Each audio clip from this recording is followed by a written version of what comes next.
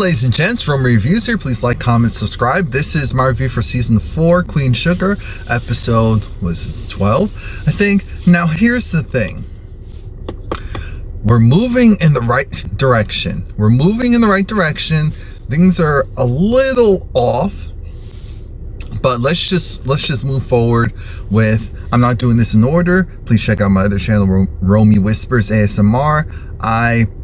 I guess I want to talk about actually Aunt Vi.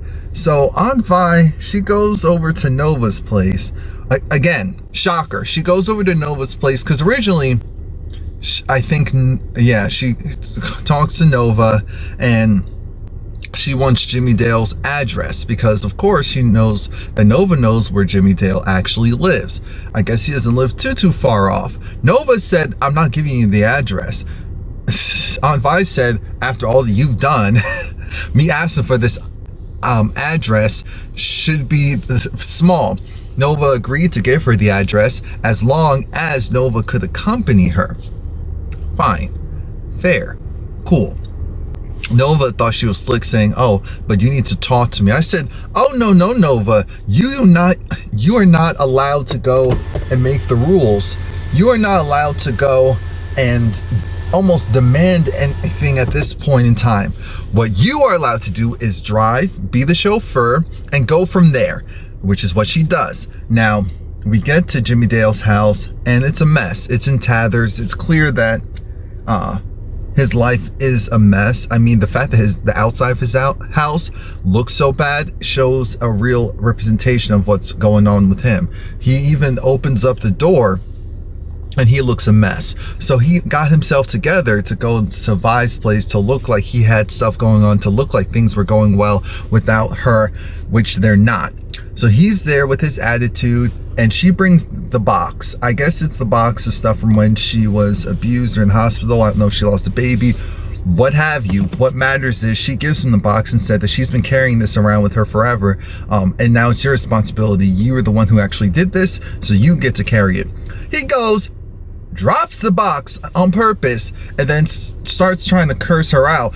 And again, this is why, thank God, Nova was there, because at first Aunt Vi was scared. You could see, because it was like, oh, because she was even nervous trying to say something to him. She was stuttering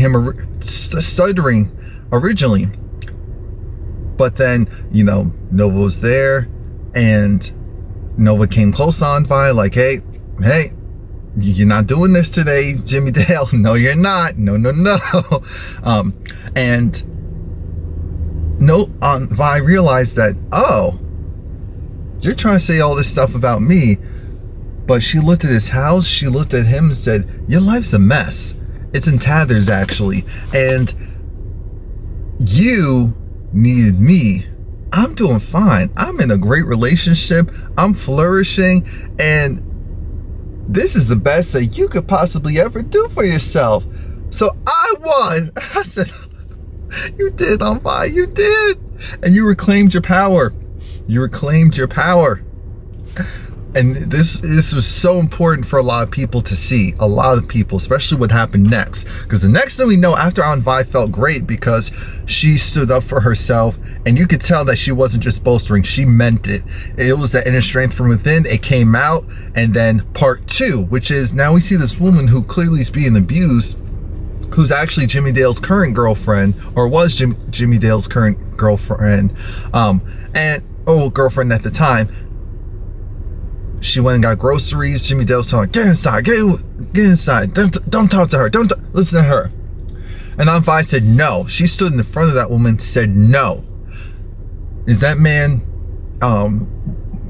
hit you or throw this at you whenever you don't get the food out by this time, or you don't place it a certain way, if you don't fold the napkin a certain way? Let me tell you something. I know what he's saying, and I know what you feel and what you think, and that, this is just your life. But no, you have another option. You can leave, and you can come with me right now. It has to be right now. You have to come with me right now. Literally drop what you have in your hands and let's go. I don't care what's in the house. It doesn't matter. because Jimmy J was like, don't listen to her, come here. And then he started to get closer, and that's when Nova pulled out her her phone. I almost called it something else. Pulled out her phone and said, don't you take one more step. Because Nova is famous, and he knows that if anything happens and Nova catches it, that's it for him. It's done. So Nova had the phone out. Aunt Vi was talking and ministering to this woman, and she's able to convince her, like, I know a place that can take you in and give you a job afterwards and protect you for real, but you have to come with me right now, and you have to stay with them. So then the woman gets in the car, drops the stuff, and they go, and I said, oh, and Aunt Vi, and Nova was like, I'm proud of you, Aunt Vi. And Aunt Vi's still upset at Nova, but she was just like, and towards the end of the episode, we see that the woman, she goes to this shelter, and the shelter, it has, you know, rehabilitation program. So once she completes whatever she needs to complete to get herself together, they'll give her a job. And Aunt Vi said, if you need me, call me, here's my number. And then told the people at the facility, if she tries to leave, call me. Because she already knows how this goes. And I said, oh, Aunt Vi. So then Aunt Vi, again, she felt drained, but she felt proud. And you see her, and she even got dolled up. I said, okay, I'm fine now. This is the person who we're expecting to see. And she's at, I think she was even at, she was at home with Nova, and she was smiling. And Nova again was just like, you know what? Apologizing, but saying how proud of her she was. And Aunt Vi was like, yeah, I'm proud of me too. And I was like, oh no. I was like, keep it together. And she even offered Nova some pie, and I was so happy. Because Aunt Vi could finally move forward with her life, because she made the choice to do it. And she even told Nova, you know what? I'm not gonna say I'm happy with how you did this, but it did force me to go and actually deal with my past. Again, she's not saying what Nova did was right, but we got to this end result, which is what, in theory, the whole point was. So I am happy about that, at least. Early in the episode, Nova went to Ralph Angel's. Ralph Angel, he has been trying to keep Blue away from Nova because he's so hurt by his sister. And so Blue is smart. He understands what's going on. So Ralph Angel has to tell Nova, hey, Blue, even though you said it wouldn't happen, Blue found out that I'm not his biological father because of someone at school went and told him. Not only that, we had Darla, who she was 3 years sober, or however long it was. She was doing really good, making big strides, but then she relapsed. And again, he didn't directly say, oh, it was your fault, because she didn't put the alcohol in Darla's hand. But what she did do was stir things up and then just like back away, which is really messed up, especially someone who on a daily basis battling with addiction. She didn't think. And that's Nova's problem. She'll overanalyze other things and then won't think about other things. Selfish. Anyway, later on in the episode, Blue even goes, because Darla was there, so Darla's interacting with Blue again. Good, because I was about to say, we are not about to have this separate. No. Darla even says what Nova did, I'm not excusing that because it was messed up. But again, Darla, a part of being in recovery is you have to take responsibility for your own actions. So Darla is not putting this on Nova. Darla also, she's in a weird space where she's finally getting some answers and closure with the whole Blue situation. So I'm sure there's a certain level of relief there. But then she also says Nova loves Blue, which means that Blue needs Nova now more than ever, especially with what's going to happen next. And I said, oh Lord, when is the father going to come to play, the biological father? When? Because that's what the hint is, essentially. So Ralph Angel, he still felt a certain way. I think he even talked to Aunt Vi who kind of said something, but it was really Blue. Blue talked to his daddy, told him, hey, are you upset with Auntie Nova? Because Blue overheard, because kids have excellent hearing. I mean, come on now. And in that house, really, in that house, there's not much insulation. I doubt it. And before I forget, apparently, Mr. Bordelon, Ernest, he left a gift for, I guess, Blue, for once he grew up a little bit, and it was left somewhere high up in the closet. I said, wow.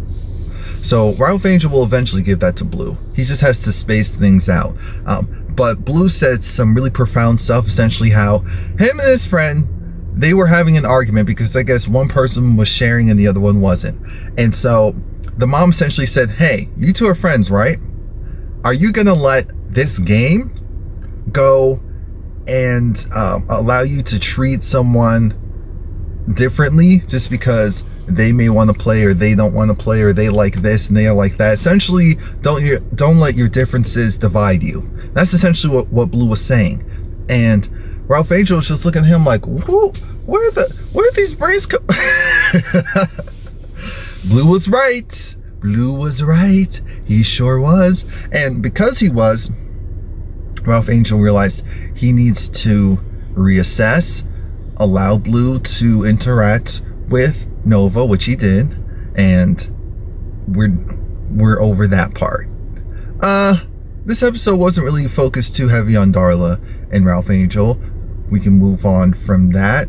Hollywood wasn't really a part of this episode. Micah.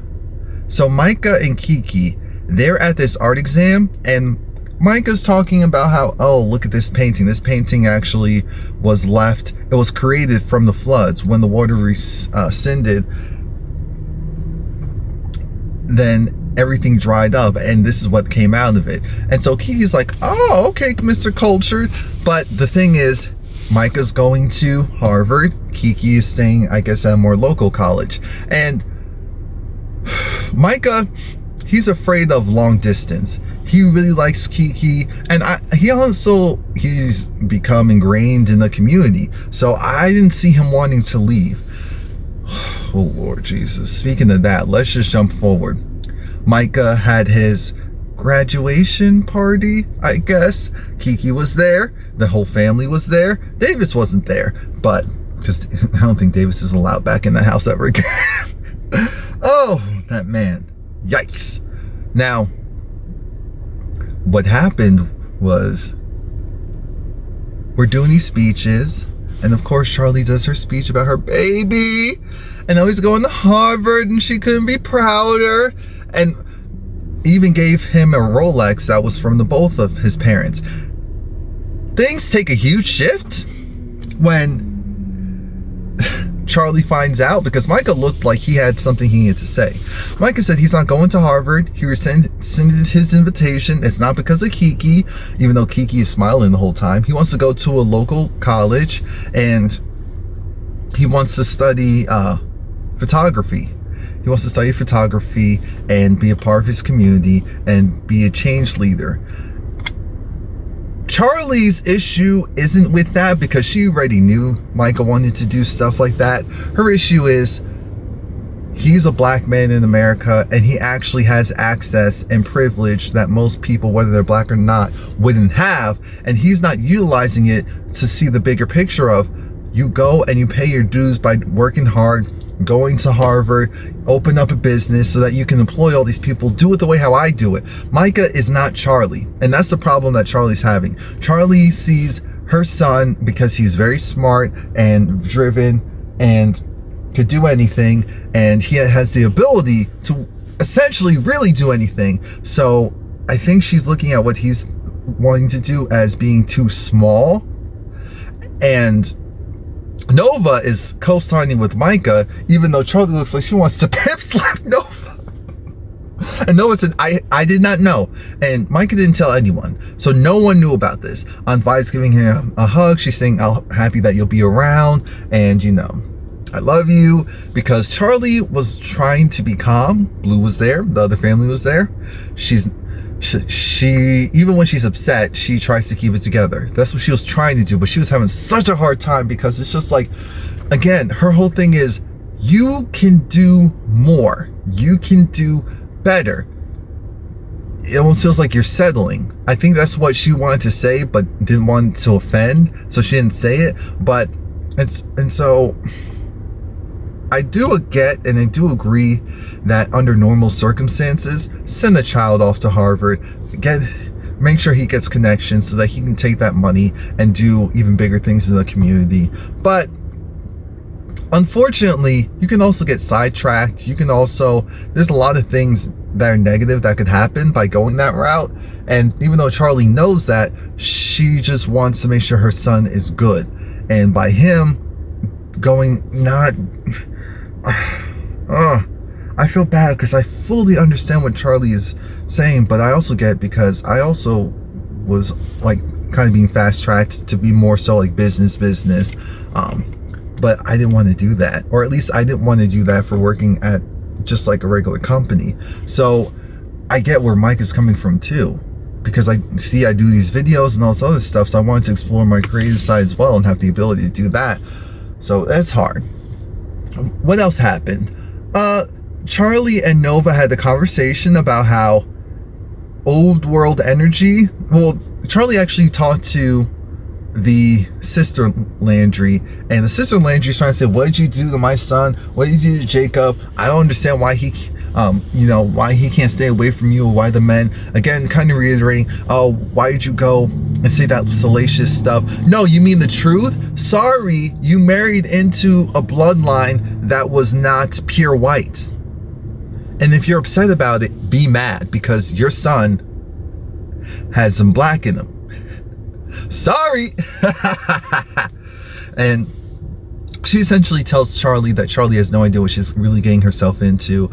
And Charlie hears that again, actually from Nova, where it's like old world energy. And then they kept bringing up this name. I forgot what his name is, but it just seems to be like the election, this is only a small portion of what's really going on, because the police come because they wanted to question Charlie and insinuate that Ralph Angel did the arson because he has the equipment that would be necessary to burn down the mill based on what they were seeing. And I'm just like, thank God for Prosper, because Prosper was there to, have Charlie's back when it came to campaigning, because a lot of her votes or potential votes were going to be invalid or not happen because the polling stations were changed. And I love that they brought that. This show's excellent. The fact that they even brought in the real world stuff of voter suppression. I don't think that they used that terminology, but that's what they were talking about. Voter suppression. That's when different tactics are utilized to make sure that a certain percentage of the potential voting populace either are unable to vote or make it very difficult and unlikely for them to vote. So they're going to fight the system. And I think that's it. If there's anything else that I missed it. And you'll let me know. And the season finale is next week. So please like, comment, subscribe. Check out my other channel, Romie Whispers ASMR. I'll see you next week.